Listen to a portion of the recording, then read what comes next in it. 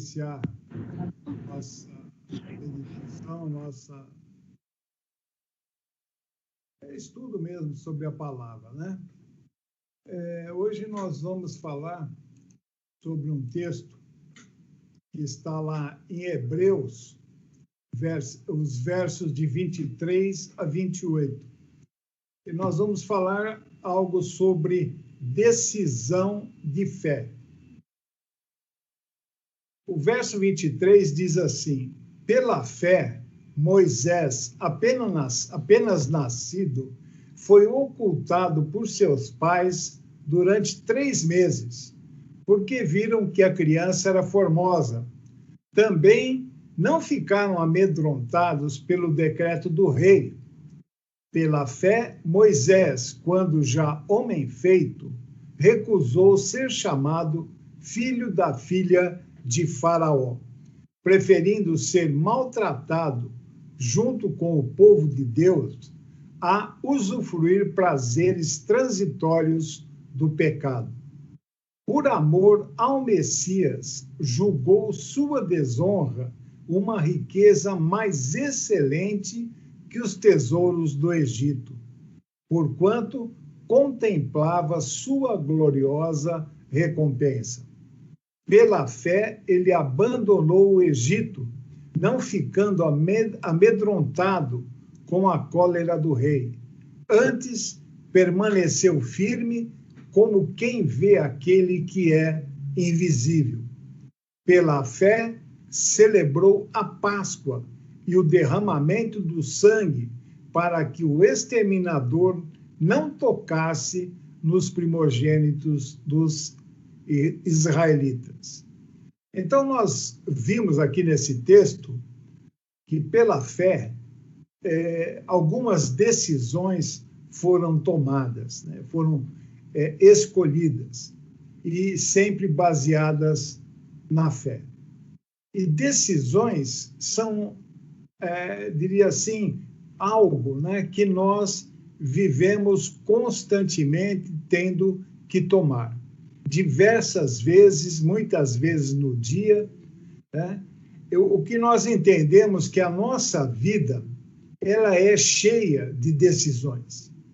Algumas decisões são simples, algumas são óbvias e outras são difíceis. Então, ainda que todas elas venham com consequências boas ou más, quando nós tomamos uma decisão, nós estamos exercendo poder de escolha. Esse é um poder que todos nós temos, mas é um poder que nós devemos aprender a usar e usar com sabedoria. O poder de escolha, ele é tão importante que ele é tratado, né, e é visto através das Escrituras Sagradas. Sempre no texto sagrado, em muitas ocasiões, é apresentado, né, uma situação em que alguém tem que exercer o seu poder de escolha. Lá no livro de Deuteronômio 30, 19 a 20, o Senhor Deus colocou 2 opções diante do povo de Israel. Então, ali no verso 19, ele diz assim: os céus e a terra tomo hoje por testemunhas contra ti, que te propus a vida e a morte, a bênção e a maldição. Escolhe, pois, a vida para que vivas tu e a tua descendência, amando o Senhor teu Deus, dando ouvidos à sua voz e apegando-te a ele, pois disto depende a tua vida e a tua longevidade. Ele colocou 2 opções: ou segui-lo, servi-lo, né, e tê-lo como Deus, ou não. E ali ele instrui, ele coloca, né, toda aquela lista de bênçãos e lista de maldições, e ele instrui e nos instrui até hoje a escolher a vida, para que possamos ser abençoados, né? Nós mesmos e também os nossos filhos. Ali, para que alguém pergunte o que significa escolher a vida, o Senhor explica que significa o quê? Amar a Deus, ouvir, né? Obedecer a sua voz e achegar-se a Ele. Essa é a escolha para a vida. Nós amarmos a Deus verdadeiramente, tomarmos a decisão de ouvi-lo, obedecendo a sua voz, a sua palavra, né, que está na Bíblia, e nos achegarmos a Ele, buscarmos constantemente a sua presença, através da comunhão, através da oração. Lá em Josué 24:15, existe também um texto que trata novamente sobre a escolha, né? E o desafio, né, está sempre diante de nós para escolhermos por nós mesmos a quem servir, ou ao Senhor Deus Todo-Poderoso, ou ao mundo, os deuses do mundo e tudo mais, né? Tanta coisa pode ser Deus nesse mundo. Ali está escrito assim, Josué falando ao povo: porém, se vos parece mal servir ao Senhor, escolhei hoje a quem sirvais, se é aos deuses a quem serviram vossos pais, que estavam da além do Eufrates, ou aos deuses dos amorreus em cuja terra habitais. Eu, porém, e a minha casa serviremos ao Senhor. Escolha, né? Josué determinou a sua escolha e colocou perante o povo também para que eles escolhessem da sua livre vontade a quem eles iriam servir. Um outro exemplo, né, de escolha está descrito lá em 1 Reis, capítulo 18, versículo 21. O profeta Elias, ele confronta as pessoas perguntando assim: quanto tempo vai levar para vocês decidirem? Se o Senhor é Deus, serviu. Se não é, então sirvam a Baal. Decisão. Tinham que tomar uma decisão e fazer uma escolha. No livro de Provérbios, no capítulo 1, nos versos 29 a 33, ali está escrito, e o que está escrito nos permite ver as consequências de ignorarmos a verdade, rejeitando o conselho de Deus, a sua palavra, e desprezando a sua correção, o seu ensinamento, a sua direção. No verso 29, começa assim: porquanto desprezaram o conhecimento e rejeitaram o temor do Eterno, o Senhor, não desejaram receber o meu conselho e foram indiferentes à minha advertência, portanto, comerão do fruto do seu procedimento e dos seus próprios conselhos se fartarão. Pois a imprudência dos nécios os matará, e o falso bem-estar dos insensatos os levará à destruição. Mas aquele que me der ouvidos viverá em paz, seguro e sem temer mal algum. Aquele que der ouvidos ao Senhor, que fizer a escolha de obedecê-lo, de viver em comunhão com Ele, viverá em plena paz, seguro e sem temer nenhum mal.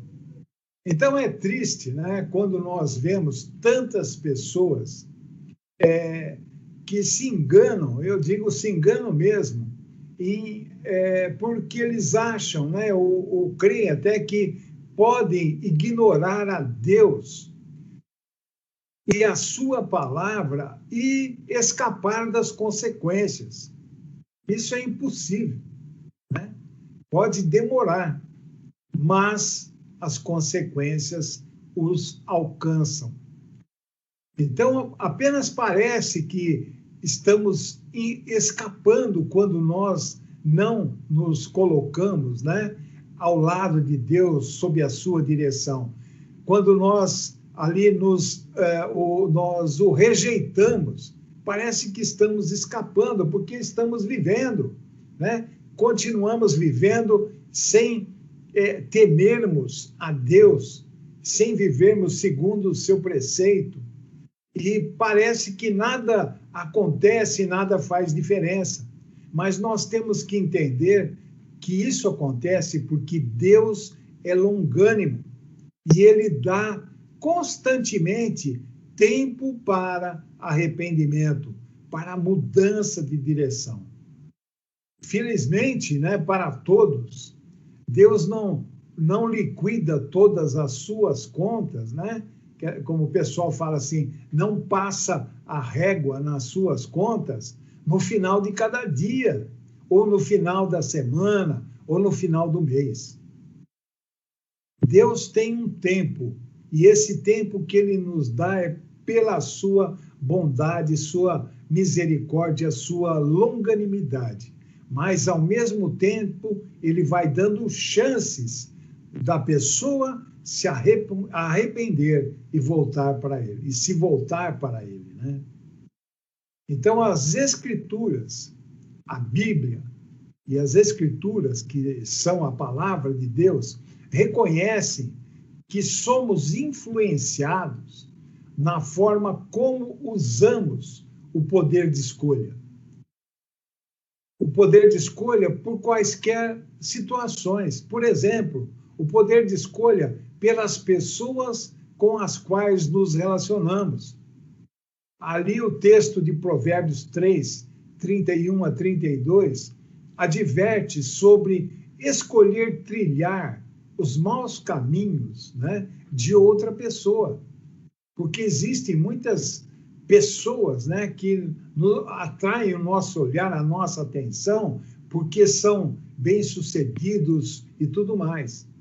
Mas a palavra adverte aqui, dizendo assim: não tenhas inveja do homem violento, nem sigas nenhum dos seus caminhos, porque o Senhor abomina o perverso, mas aos retos trata com intimidade. Você quer ser íntimo com o Senhor? Se espelhe em Cristo Jesus. Aí, observe o que a palavra diz. Faça a escolha por Deus em todos os momentos.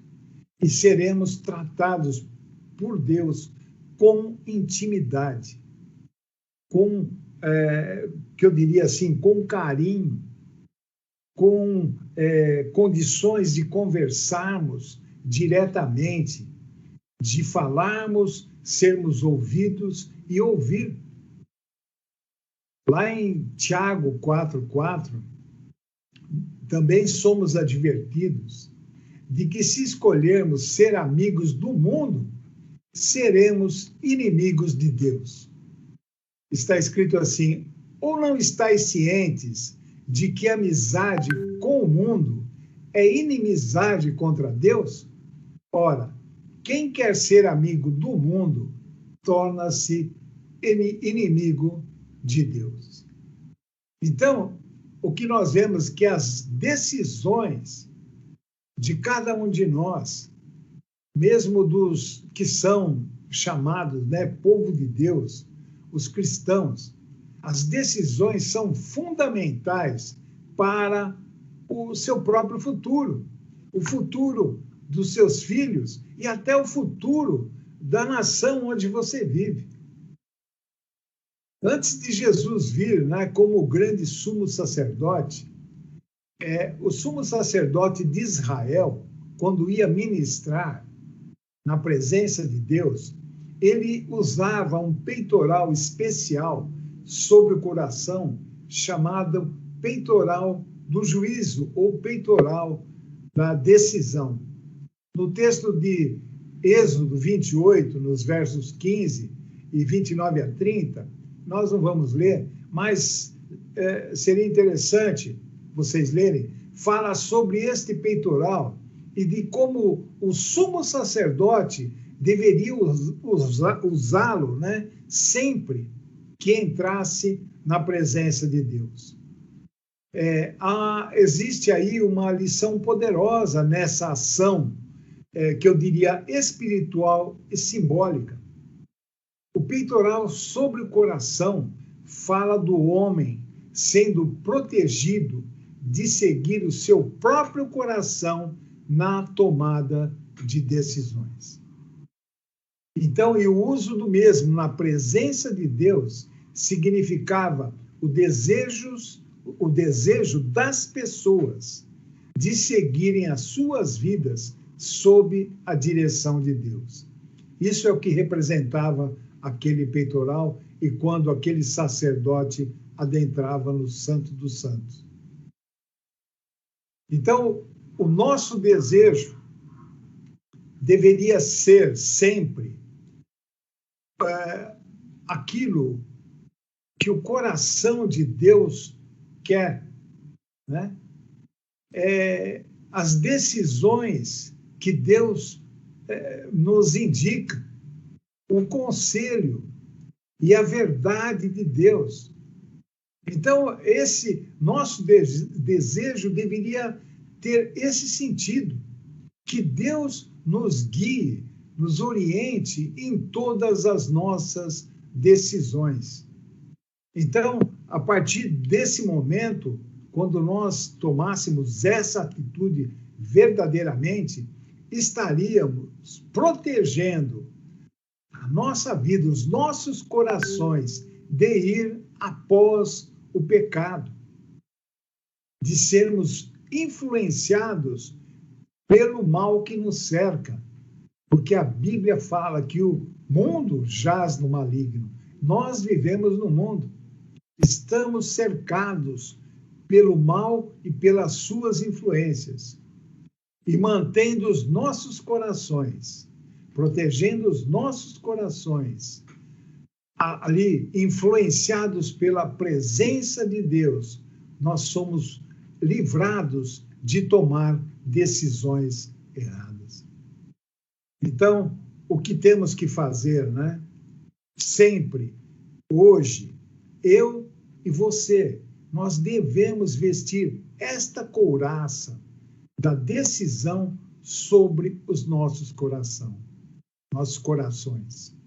E como podemos fazer isso? Fazemos com a palavra de Deus, com o que a palavra nos diz, o que a palavra nos ensina, porque a palavra nada mais é do que a representação, né, do próprio Deus. É a revelação de Deus ali escrita. O Salmo 119, no versículo 11, diz assim: escondi a tua palavra no meu coração para eu não pecar contra ti.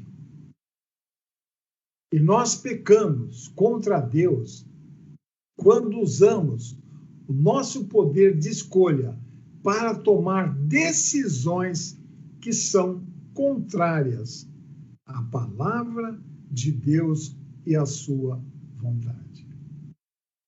Quando nós lemos o texto de Hebreus, nós somos lembrados ali de pessoas que tomaram decisões corretas pela fé. Pela fé, eles escolheram, e as suas escolhas determinaram os seus destinos.